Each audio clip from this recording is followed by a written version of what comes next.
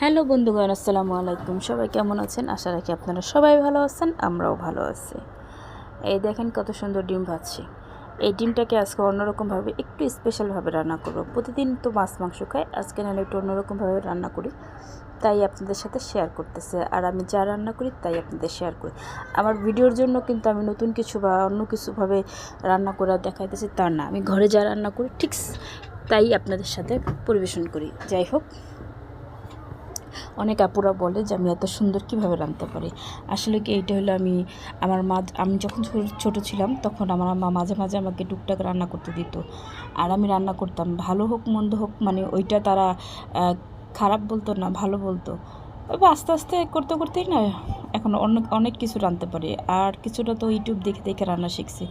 যাই হোক, আমার প্রত্যেকটা রান্না কিন্তু অনেক বেশি মজা হয় এবং দেখতেও কিন্তু খুব সুন্দর, লোভনীয়। অনেক ভাইয়া আপুরা আমাকে এত বেশি কমেন্টস করেন, আমার অনেক বেশি ভালো লাগে। আপনাদের সবাইকে ধন্যবাদ যারা আমার ভিডিওটি দেখেন।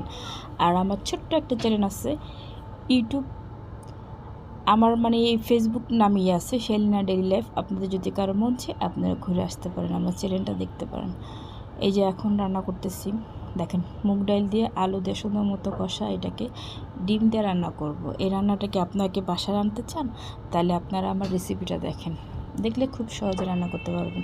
এটা হলো যাদের সংসার ছোট বা যারা ডাল খেতে পছন্দ করে, মাঝে মাঝে এভাবে রান্না করবেন, দেখবেন খুব ভালো লাগে। মসুর ডালটা তো আমরা নিয়মিত বাসা ঘরে রান্না করি, কিন্তু এইভাবে রান্না কিন্তু আমরা সবসময় করি না, মাঝে মাঝে রান্না করুন, আপনাদের ভালো লাগবে। এটা আপনার রুটি দেওয়া বা পরোটা দেওয়া সকালে নাস্তা হিসেবে আপনারা এটা খাইতে পারবেন, আবার গরম ভাতের সাথেও খাবেন, আপনাদের ভালো লাগে। এই রান্নাটা বিশেষ করে আমার ঘরে আমার বড় মেয়ে অনেক বেশি পছন্দ করে, ওর জন্য বিশেষ করে এটা রান্না হয়। ও ডিমের যে কোনো তরকারি পছন্দ করে। আর যেসব ভাইয়ারা আপুরা আমাকে আমার খাবার দেখলে বলে আমার লোভনীয় খাবার, আমার খাবার দেখলে নাকি তাদের খাইতে ইচ্ছা করে, আপনাদের সবাইকে আমার বাসা দাওয়াত রইল, আপনারা আসেন। আপনাদের আমি কি সুন্দরভাবে রান্না খাওয়াবো, ভর্তা বানায় খাবো। আর অনেক ভাইয়ারা আছে জানেন না, আমার ভর্তা দেখে খুব পাগল হয়ে যায়, বলে কি আপনি এত সুন্দর ভর্তা বানাইতে পারেন। আসলে আমার ভর্তা খেতে অনেক পছন্দ, আমি গরম ভাতের সাথে ভর্তা আমার ভীষণ পছন্দ, এই জন্য আমি প্রায় ভর্তা বানাই। যাই হোক, কথা বলতে বলতে অনেক সময় চলে গেল। এই যে দেখেন আমার রান্না কিন্তু প্রায় শেষ।